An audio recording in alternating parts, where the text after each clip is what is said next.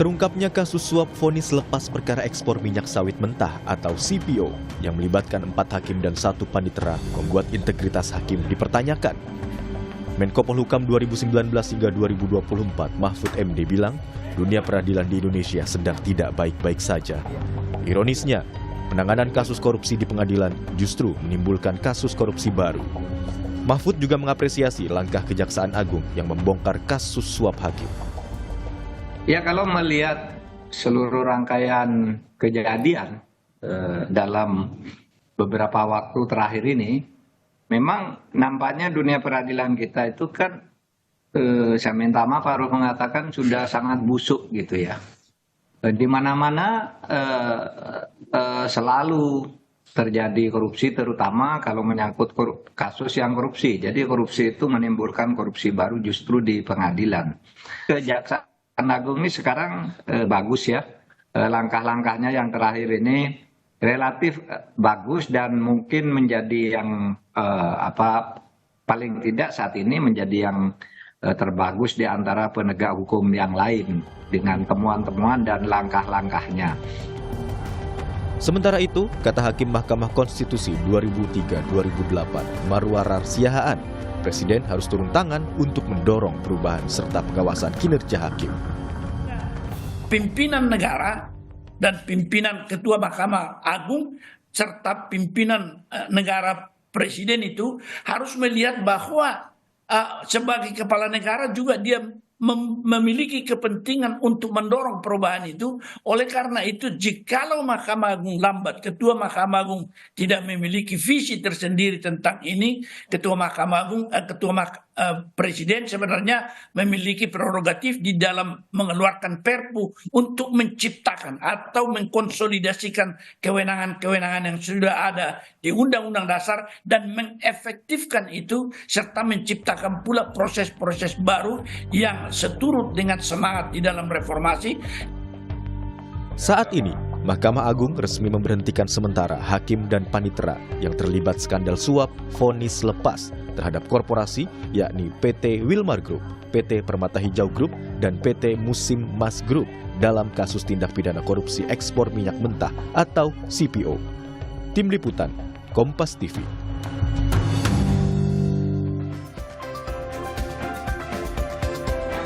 Saudara, kasus hakim serakah yang rela integritasnya ditukar dengan rupiah dan kendaraan mewah kembali terjadi. Menko Polhukam 2019-2024 Mahfud MD bilang dunia peradilan kita saat ini busuk. Penanganan kasus korupsi di pengadilan justru menimbulkan kasus korupsi baru. Lalu dari mana sebenarnya akar masalahnya? Apakah sektor hulu seperti seleksi perekrutan hakim juga menjadi salah satu faktor utama? Dan apa yang bisa dilakukan untuk memberantas mafia peradilan? Kita akan bahas bersama Hakim MK 2014-2019 yang juga Guru Besar Hukum Universitas Hasanuddin Aswanto. Selamat pagi Pak Aswanto. Oke, saya lanjut untuk menyapa narasumber saya berikutnya, anggota Komisi 3 DPR fraksi Partai Demokrat Hinca Panjaitan. Selamat pagi Bang Hinca, terima kasih Bang. Pak, selamat pagi Bung. Terima kasih Bang sudah bergabung di Sapa Indonesia Pagi, dan juga peneliti Pukat UGM Zainur Rohman. Mas Zainur, selamat pagi. Pagi. Terima kasih Bapak-Bapak sudah bergabung di Sapa Indonesia Pagi hari ini. Saya ke Bang Hinca, harusnya saya ke Mbak Aswan, tetapi mungkin masih bermasalah komunikasi. Saya ke Bang Hinca terlebih dulu. Bang Hinca, ya. Saya kemarin sempat membaca wawancara Anda bersama Kompas ID. Ya, katakan benar. ketika ada kekosongan moralitas atau setidaknya longgarnya pengawasan terjadilah pergeseran nilai. Putusan hukum diperdagangkan atas nama kepentingan. Itu yang Anda sebutkan, pernyataan Anda ketika mau menggambarkan terkait dengan kasus suap hakim ini. Apa sebenarnya yang Anda mau katakan secara lugas? Iya, pikiran saya sederhana. Ya. Ketika power diberikan kepada seseorang, Ya. dalam hal ini tentu majelis hakim yang menangani sebuah perkara.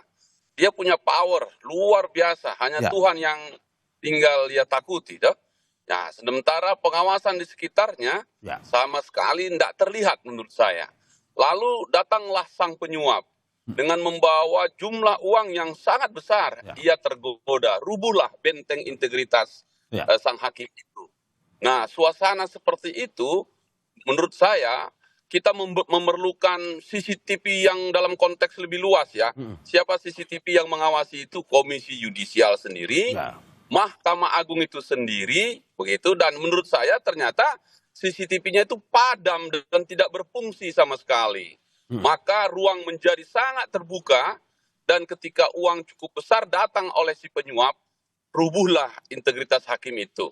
Ya. Saya kira hampir semua orang mengkritisi peradilan kita, tapi saya ingin juga menggarisbawahi komisi yudisialnya yang menurut saya kalau orang Medan bilang ini komisi yudisial ada pun dia tak ganjil, tak ada pun dia tak genap begitu. Jadi tidak ada gunanya dia karena akhirnya fungsi pengawasan jebol begitu ya. Sebaliknya saya setuju tadi Pak Mahfud. Perkara-perkara korupsi dibawa ke pengadilan malah jadi korupsi lagi gitu ya. Ya. Nah, karena itu kalau soal hakimnya saya kira semua kita sudah bicara, saya ingin bicara juga integritas dan semangat para pengusaha kita. Pengusaha-pengusaha besar yang pikirannya nyuap saja kalau ada perkaranya. Sehingga tergoda juga itu hakim. Oke. Nah, kita hampir lupa si penyuapnya ini. Perusahaan-perusahaan besar ini sudah 2 kali dia melakukan kesalahan fatal. Penyelenggaraan atau bisnisnya juga sudah fatal, lalu pergi lagi ke pengadilan fatal 2 kali. Maka menurut pandangan saya, si penyuap ini atau perusahaan-perusahaan ini juga harus mendapatkan ganjaran yang besar. Saya mengusulkan cabut izinnya. Karena perilakunya itu sudah melampaui batas dari Bang. apa yang tadi. Itu pandangan saya. Oke, Bang Hinca, Anda juga menitik beratkan kesalahan pada yang pihak penyuap. Tetapi kalau dari kasus ini, siapa yang sebenarnya salah? Apakah pihak penyuapnya atau hakimnya? Karena begini, ada beberapa orang ataupun tanggapan bahwa penyuap ini, siapapun yang ingin menyuap ini pasti selalu ada. Tetapi tergantung hakimnya. Menurut Anda siapa yang salah? Penyuapkah atau hakimnya sebenarnya? Tentu kedua-duanya ya. Tidak akan ada peristiwa pidana itu kalau tidak ada yang menyuap dan tak ada yang disuap. Ya. Karena itu kan supaya fair kita, baik yang disuap maupun yang menyuap itu sama-sama mempunyai andil yang besar lah. Sahamnya sama-sama besar itu. Tapi niat jahatnya datang dari penyuap. Nah oleh karena itu benteng integritas hakim jebol juga lihat uang segede itu. Mobil mewah, namanya juga dia manusia. Tetapi itu tidak bisa kita maafkan. Oke. Saya meminta juga Mahkamah Agung, ya sudahlah kalau tadi Bang Marwarar si Anum tadi bilang buat perpu itu artinya kan dalam keadaan darurat ya. Darurat peradilan kita ini memang harus diselesaikan dengan darurat juga pengambilan keputusannya. Saya setuju itu. Nah, karena itu Presiden cita-citanya tuh jelas ya untuk memberantas korupsi. Nah, tiba-tiba si pengambil keputusan terakhir malah jebol begitu. Karena itu sudah darurat, saya pun setuju Presiden Prabowo keluarkan perpu perbaiki itu undang-undang tentang Mahkamah Agung dan perekrutan hakim. Ya. Saya kira itu paling depannya gitu. Oke, saya ke Pak Aswanto. Pak Aswanto, selamat pagi, sudah bisa mendengar suara saya? Sudah bisa Pak, cuma mohon maaf agak ribut karena ini lagi di bandara. Oke, terima kasih Pak sudah menyempatkan waktu untuk bergabung di dialog pagi ini. Pak Aswanto, seperti kata Pak Hinca, integritaslah yang dibutuhkan saat ini. Pun juga ada reformasi hukum besar-besaran untuk para hakim ini. Menurut Anda seperti apa? Ya, pertama saya kira kalau ada suap itu nggak bisa kita salahkan yang menyuap. Kalau menyuap hakim itu ya. Ya tentu hakimnya yang harus salah. Oh, Anda menitik beratkan pada hakim sebenarnya, bukan pada penyuapnya? Ya. Oke. Ya kalau yang menggoda itu banyak yang tergoda gitu. Nah kalau hakim kan mestinya yang ada di sana itu adalah orang-orang yang punya etika dan moral yang sudah dijamin gitu. Ya. Nah, kalau kita lihat misalnya perbandingan di beberapa negara di dunia, mekanisme yang mereka gunakan untuk menjaga marwah hakim itu ada 2 model sebenarnya. Ada model pengawasan internal dan ada model pengawasan eksternal. Nah, kalau kita bandingkan antara keduanya, misalnya di Amerika. Di Amerika itu pengawasan internal, ada Congress of Judicial yang menjagai hakim gitu.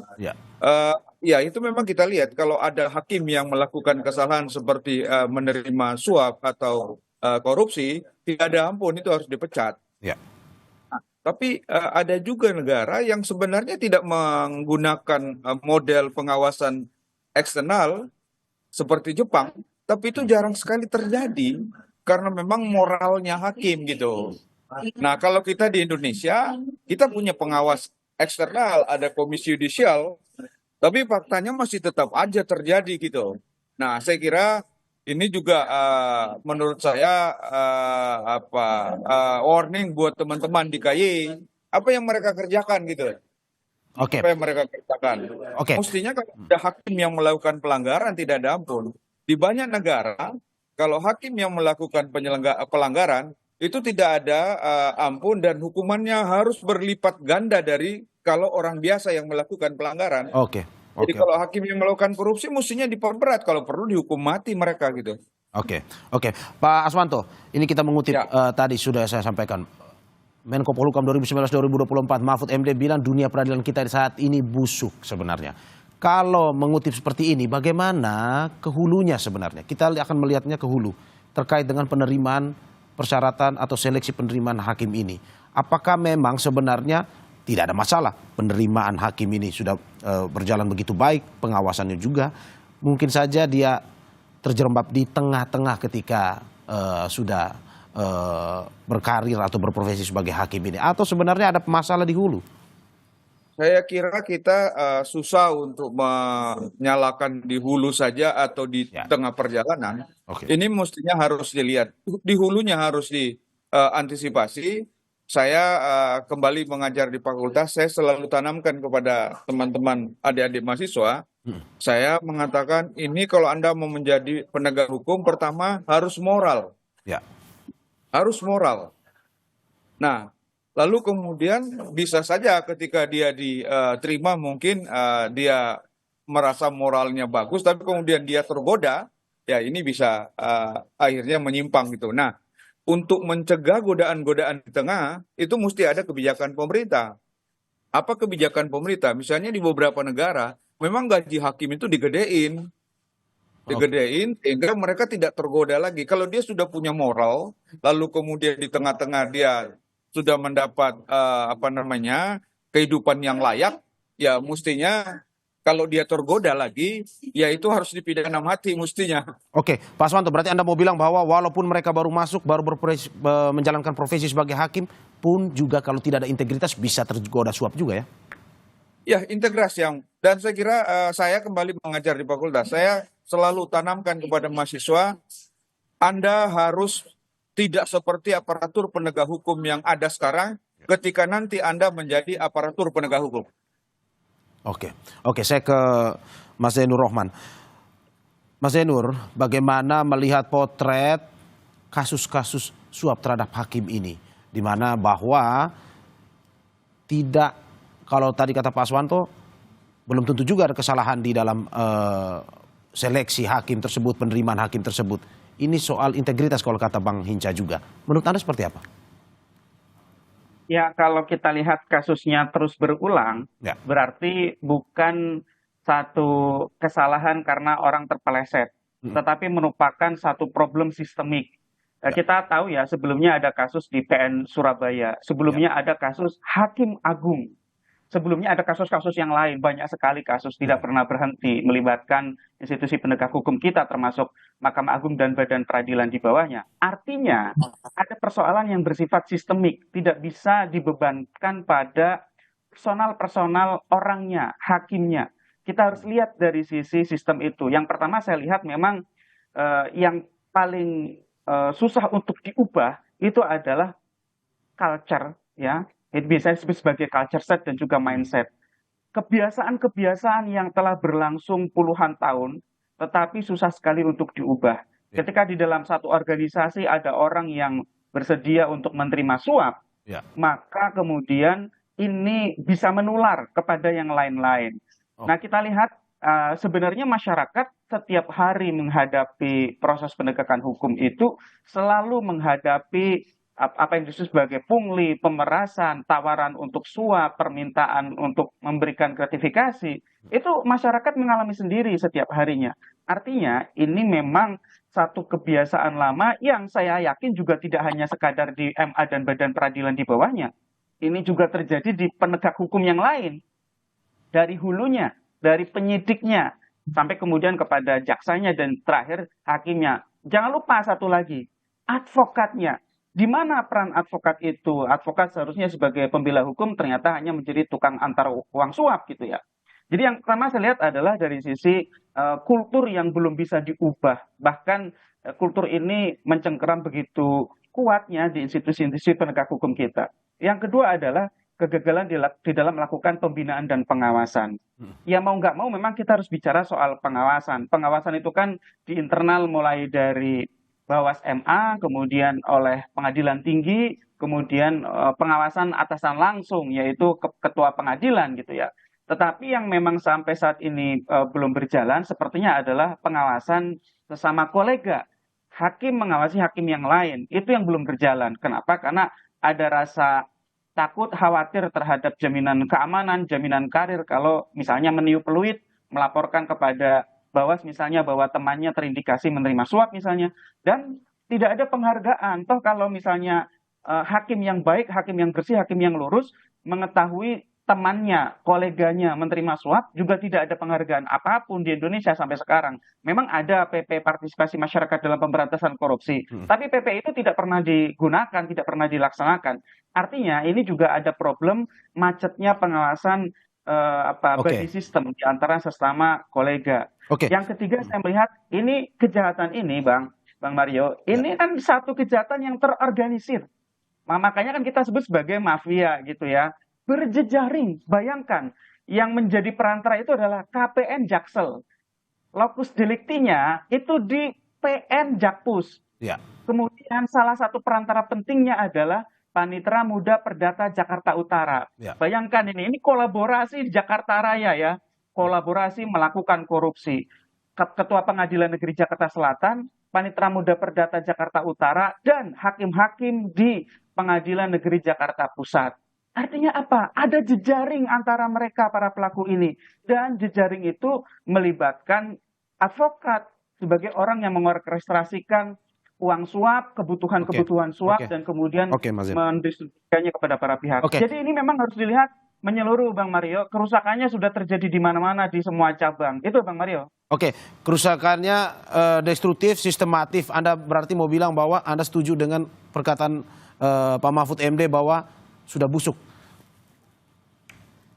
Ya, memang institusi penegak hukum kita itu kan namanya integrated criminal justice system ya. Jadi sistem penegakan hukum pidana yang terpadu. Nggak mungkin dong hanya rusak di satu sisi. Kalau catur wangsa ada polisi, jaksa, hakim, ada advokat, ya nggak mungkin yang rusak hanya hakimnya saja gitu ya. Sehingga menurut saya ini level perbaikannya sudah tidak bisa hanya dimulai dari internal MA. Internal MA itu sudah coba berkali-kali dengan berganti-gantinya ketua MA, tidak bisa menyelesaikan masalah ini. Ini levelnya harus politik kebijakan negara untuk reformasi hukum. Ya, reformasi hukum itu bahkan Prof. Mahfud sudah membuatkan resep yang dihasilkan dari tim percepatan reformasi hukum Kemenko Polhukam di akhir masa jabatan beliau. Tapi kan sayang sekali itu di akhir masa jabatan ya, bukan dibuat di awal masa jabatan. Jadi baru sekadar dokumen, belum bisa diimplementasikan. Di sana itu ada banyak rekomendasi mulai dari bagaimana memperbaiki dasar hukum yang memberikan kewenangan kepada APH kita sehingga APH kita itu kewenangannya sangat besar, akuntabilitas dan pengawasannya sangat rendah. Oleh karena itu kan salah satu hajatan terbesar di depan mata adalah revisi KUHAP untuk menyeimbangkan, jangan melulu bertumpu pada crime control model, tapi juga bagaimana menjamin due process of law. Itu Mas juga bagaimana memperbaiki kesejahteraan, pengawasan dan seterusnya, Mas Mario. Saya ke Bang Hinca. Bang Hinca, tadi sudah terkait dengan kesejahteraan disinggung sedikit oleh Mas Zainur, pun juga oleh Pak Aswanto. Bagaimana Anda melihat bahwa kesejahteraan dari para hakim ini dengan ditingkatkan, dengan diberikan kesempatan untuk ada sesuatu yang lebih baik lah terkait dengan kesejahteraan ini bisa menekan kasus-kasus dugaan suap ini? Dari pandangan saya setuju tadi dengan Bung Jainur ya, bahwa ini kita lagi menyiapkan revisi KUHAP. Jadi klaster-klaster mulai dari penyidik, penuntut ke hakim. Nah, kita bicara hakimnya ini. Maka KUHAP ini instrumen kita yang saya kira di depan mata ketika 44 tahun ini berjalan belum bisa mencegah atau mengatasi masalah ini. saya berharap sekali, saya ingin soal ini akan masuk di dalam KUHP kita, Ya. sehingga ini kesempatan terbaik untuk reformasi hukum tadi yang disebutkan itu. Ya. Nah, yang kedua, mengenai kesejahteraan itu, pandangan saya, sepanjang integritasnya masih tetap tergoda, berapapun gajinya atau berapapun pendapatannya, tetap ia akan runtuh gitu. Nah, yang terakhir, saya berpikir begini, karena teknologi sudah cukup maju dan kami sedang berpikir juga bahwa saya tadi menggunakan istilah CCTV dalam artian fisik dan dalam artian yang luas gitu ya. Saya ingin mengusulkan memang kepada Mahkamah Agung supaya itu seluruh hakim-hakim kemanapun berangkat itu pasang aja lah kamera di badannya supaya terkontrol langsung ke badan pengawas Mahkamah Agung. Konkretnya begitulah. Karena kita sudah merasa bahwa teknologi ada dan mereka kita kontrol 24 jam, itu yang disebut Pak Aswanto tadi, kontrol internal. Dengan demikian lebih terpantau gitu ya. Kalau teknologi itu ada, saya kira teknologi ini bisa kita gunakan untuk mengurangi atau setidaknya mendeteksi sejak dini. Oke. Misalnya di KUHP itu kita berpikir mulai dari pemeriksaan awal sudah harus ada CCTV yang rekamannya lengkap begitu ya, sampai terus ke persidangan, sampai dengan juga proses-proses itu. Saya kira teknologi salah satu sarana untuk Bung Mario mengatasi masalah ini. Oke, saya ke Pak Aswanto. Pak Aswanto, bagaimana Anda melihat bahwa dikatakan Mas Zainur, ini adalah sesuatu yang sudah sistematis dan juga menjadi kultur terkait dengan kasus suap yang terjadi di antara para hakim. Apakah benar itu terjadi? Tapi sebelum Anda menjawab, kita saksikan usai jeda berikut.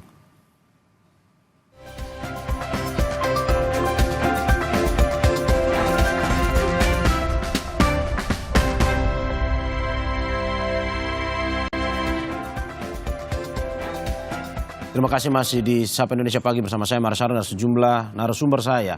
Hakim MK 2014-2019 yang juga Guru Besar Hukum Universitas Hasanuddin Aswanto, serta anggota Komisi 3 DPR fraksi Partai Demokrat Hinca Panjaitan dan juga peneliti Pukat UGM Zainur Rohman. Saya ke Pak Aswanto. Pak Aswanto, bagaimana Anda melihat tadi Mas Zainur sudah mengatakan bahwa ini sesuatu yang bersifat sistematis, bahkan sudah menjadi kultur sebenarnya perilaku koruptif yang terjadi di antara para hakim. Menurut Anda seperti itu dari pengamat Anda sebagai mantan hakim MK? Ya, saya punya pengalaman sebagai hakim gitu ya. 9 tahun saya jadi hakim di Mahkamah Konstitusi. Memang godaan itu banyak. Jadi kalau kita mengatakan itu kultur, sebenarnya enggak juga. Ya. Itu tergantung pada moral masing-masing hakim. Ya. Dan moral hakim ini banyak dipengaruhi oleh oleh faktor-faktor gitu. Antara lain misalnya soal kesejahteraan. Saya tidak menjamin 100%, tapi saya yakin teman-teman hakim di MK itu tidak gampang tergoda oleh godaan-godaan orang yang mau melakukan suap gitu. Ya. Kenapa tidak gampang tergoda? Karena kesejahteraan hakim di MK itu sudah luar biasa. Ya. Hakim MK itu bisa take home pay 200 juta satu bulan gitu. Ya. Nah kalau kita lihat misalnya di Jepang, kenapa hakim di Jepang integritasnya lebih tinggi? Karena penghasilannya luar biasa. Misalnya hakim yang baru. Hakim yang baru itu sekitar 1 juta yen. 1 juta yen itu kalau dirupiahkan sekarang sekitar 140 juta per bulan gitu ya. Nah hakim di Mahkamah Agung di sana itu sampai 25 juta yen satu bulan. Nah jadi menurut saya setuju dengan Pak Zainur tadi. Memang ada kebijakan ini harus dilakukan secara menyeluruh. Oke. Ya, ada cerita juga. Ya. Saya pernah tinggal di kompleks, pernah tinggal di apartemen yang sebagian besar itu hakim-hakim agung di sana. Ya. Lalu ada kawan saya, mahasiswa saya datang sebagai mahasiswa, dia datang konsultasi, lalu dia cerita. Saya bilang, kenapa kamu bisa datang ke sini? Oh, saya sudah pengalaman di sini, Pak. Loh, pengalaman gimana? Loh, saya kan lawyer, dia bilang, Pak. Di sini kan kompleksnya hakim agung. Mana bisa kita menang kalau tidak komunikasi sama mereka gitu. Betul. Nah ini menurut saya kalau Mahkamah Agungnya sudah rusak, ya yang di bawah apa boleh buat gitu. Oke. Dan kita lihat di Mahkamah Agung memang banyak hakim yang tersangkut gitu. Oke. Saya kira kalau Mahkamah Agungnya ketat melakukan pengawasan internal sebenarnya, saya yakin paling tidak bisa diminimalisasi tindakan-tindakan pelanggaran yang terjadi pada pengadilan tingkat bawahnya baik di tinggi maupun pada pengadilan negeri gitu. Saya kira gitu. Oke, Pak, kembali juga dengan cerita Anda. Ada yang menyinggung terkait dengan ini dari pengalaman Anda. Apakah betul, Pak, semakin besar sebuah kasus, melihat dari kasus CPO ini yang 60M, semakin besar sebuah kasus, semakin tinggi harga yang ditawarkan, harga suap yang ditawarkan kepada para hakim. Betul atau tidak, Pak? Dalam praktik. Saya tidak tahu pasti, tetapi yang jelas bahwa Ya. banyak perkara-perkara yang besar itu memang godaannya juga besar gitu ya. Godaannya besar, tetapi sebenarnya bukan soal besar kecilnya, ini persoalan boleh enggaknya menerima sesuatu. Karena dalam kasus korupsi sebenarnya bukan ukurannya bukan besar atau kecil. Ukurannya adalah melakukan pelanggaran hukum yang menerima sesuatu secara melawan hukum gitu. Apakah itu kecil atau besar bukan persoalan menurut saya. Jadi hakim jangan kita lihat ini hakimnya menerima suap kecil dibiarin aja, nggak bisa. Justru karena kita misalnya membiarin yang kecil, lama kelamaan dia berani yang gede gitu. Oke. Nah itu. Dan Anda pasti dengan perkataan Anda berarti kalau kita bisa simpulkan masih ada praktik atau dugaan praktik suap ini yang mungkin saja kita tidak tahu sebenarnya. Ya, saya mengajar, ada mahasiswa kita S2, S3, sering kita gali gitu. Ya memang bahkan ada kawan saya dulu, mahasiswa saya dulu jaksa, dia katakan begini ke saya, ini sudah susah Pak, karena ini sudah sistem. Ya. Kalau ada orang yang mau bersih atau clean di dalam sistem itu, kita dikucilkan. Jadi Pak, saya dulu kalau mengatakan itu sudah membudaya, ya memang seperti itu adanya gitu. Berarti Pak Aswanto, sederhananya kita bisa bilang sampai saat ini masih ada walaupun tidak ketahuan ya? Bukan masih ada, tapi banyak sekali menurut saya. Oke. Dan kita sebenarnya berharap teman-teman yang ada di sana, saya selalu mengatakan ke teman-teman KY, mesti merubah pendekatan. Pendekatan pengawasan yang dilakukan oleh KY harus berubah gitu. Ya. Nah, pendekatannya mesti pendekatan neraka dan surga mestinya gitu. Anda korupsi masuk neraka. Tapi kalau Anda korupsi lalu kita lihat misalnya banyak kasus-kasus pelanggaran yang dilakukan oleh hakim yang direkomendasikan oleh KY kepada Mahkamah Agung, tapi Mahkamah Agung tidak menindaklanjuti. Ya. Padahal mestinya Mahkamah Agung yang bertanggung jawab secara internal untuk mengawasi hakim-hakim di bawahnya gitu. Kalau Mahkamah Agungnya tegas ada pelanggaran langsung dikasih sanksi, saya kira lama-kelamaan juga agak takut orang-orang di tingkat PT dan PN itu Pak. Oke, berarti dengan kata lain MA, Anda mau bilang bahwa MA belum tegas terhadap hakim-hakim yang diduga nakal juga. Ya, saya punya informasi-informasi bahwa ada beberapa perkara sebenarnya pelanggaran yang dilakukan oleh hakim pada tingkat baik di PT maupun PN, kemudian KY merekomendasikan ke Mahkamah Agung, tapi Mahkamah Agung ogah-ogahan memberi sanksi. Oke. Apa alasannya sebenarnya kalau dari informasi Anda? Apa alasannya akhirnya ogah-ogahan itu untuk memberikan sanksi? Saya kira alasannya itu dia mau menjaga korps. Ya. Dia mau menjaga korps karena kalau sebenarnya kan hakim itu satu. Kalau rusak di tingkat PN atau rusak di tingkat PT ya sebenarnya hakim yang rusak gitu. Nah ini yang mereka jaga. Padahal sebenarnya sistem penjagaannya nggak boleh begitu. Harus dijaga supaya jangan ada yang melakukan pelanggaran mulai dari bawah sampai ke atas gitu. Nah kalau sudah melanggar di bawah lalu dibiarin dan mudah-mudahan tidak terjadi bahwa yang di atas itu membiarkan karena ada setoran. Oke. Itu yang berbahaya itu. Oke. Saya ke Bang Hinca. Bang Hinca, bagaimana Anda melihat cerita Pak Aswanto tadi terkait dengan pengalaman dan juga apa yang dia ketahui bahwa ini sesuatu yang sistematis, ini juga ada kemungkinan atau dugaan ini bagaimana korps yang begitu kuat menjaga satu sama lain untuk dalam arti bawa nama baik, citra dan segala macam. Menurut Anda, oke salah satu reformasi hukum. Tapi bagaimana kita bisa menyelesaikan sesuatu yang sebenarnya bersifat komunal seperti ini? Bung Mario, jadi saya sepakat ya dari diskusi ini dari baik Bang Jainur maupun Pak Aswanto ya. Hari-hari ini dan dalam masa sidang-sidang ke depan ini atau masa tahun ini, kita di Komisi 3 akan menuntaskan KUHP kita, revisi KUHP kita yang sudah berusia 44 tahun. Iya. Saya membaca ini dengan begini, maka KUHP-nya bolong ini. Dan ini kesempatan kita untuk lesson learn dari kejadian ini untuk mengaturnya dengan tepat. Karena itu ke Bang Zainur dan juga Pak Aswanto dan seluruh masyarakat Indonesia, saya kira saatnya kita memberi masukan, mari kita bikin di KUHP ini sedetail-detail seperti harapan tadi, untuk mencegah ini semua. Karena bagi kita, baik penyidik, penuntut maupun hakim, adalah mewakili negara untuk mendeliver, mengantarkan keadilan itu. Dan harus kita jaga sedemikian rupa. Karena itu, dari semua tadi masalah, itu kita bersepakat. Saya menganjurkan atau mengajak kita semua, di KUHP kita ini. KUHP ini sekarang sedang kita revisi segera.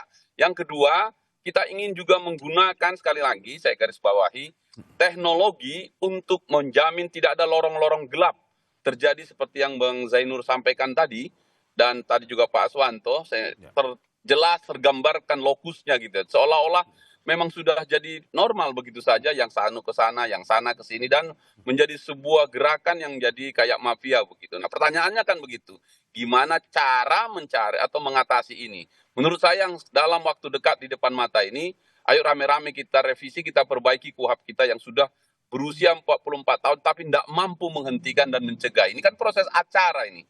Sebuah proses acara peradilan untuk menuntaskan sebuah kasus.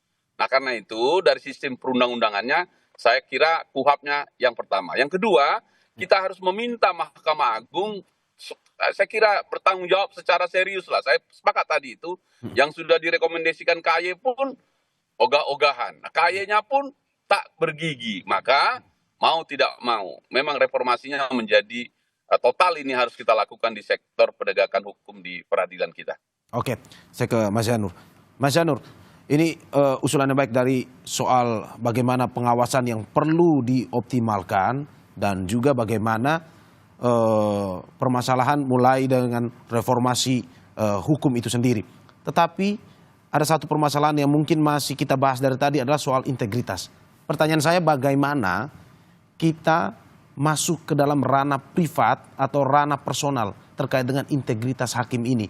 Bagaimana kita bisa membuat seorang hakim ini memiliki integritas yang pada akhirnya kita tahu ketika penerimaan dia tidak atau tidak memiliki sebuah integritas mental rendah bisa disuap. Itu bagaimana caranya, Mas? Sebenarnya?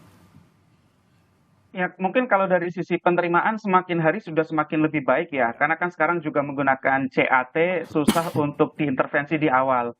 Dari kesempatan untuk mempengaruhi hasil itu kan di tahap-tahap akhir ya, wawancara end user begitulah kurang lebih.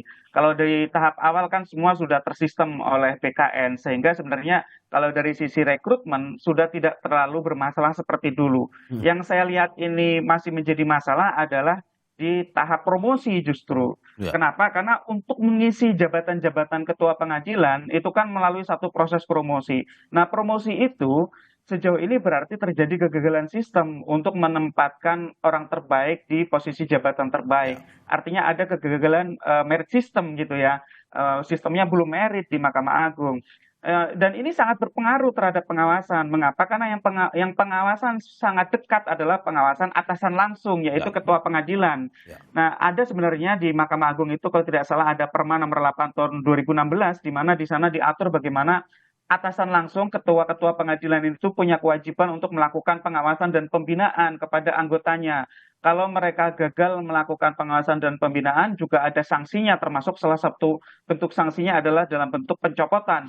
Tetapi yang masih menjadi masalah adalah kalau ketua-ketua pengadilan ini adalah orang-orang yang tidak berintegritas, ya anak buahnya akan lebih brutal lagi, akan lebih kotor lagi. Nah, ini yang sekarang sebenarnya perlu untuk dilakukan review menyeluruh. Dan review ini juga sebenarnya tidak boleh hanya sekadar di Mahkamah Agung. Ini perlu juga dilakukan di Kejaksaan dan di Kepolisian melalui perintah secara terpusat oleh Presiden untuk adanya review terhadap posisi-posisi jabatan penting, khususnya ketua-ketua pengadilan maupun jenis-jenis jabatan lain di Mahkamah Agung dan badan peradilan di bawahnya dan di institusi penegak hukum lain untuk melihat ya siapa saja yang masih potensial untuk memimpin dan siapa saja yang terindikasi punya masalah-masalah hukum, menerima suap, berkasus, dan seterusnya. Sehingga yang berkasus harusnya diproses, ditegakkan kode etik, kemudian di-cut.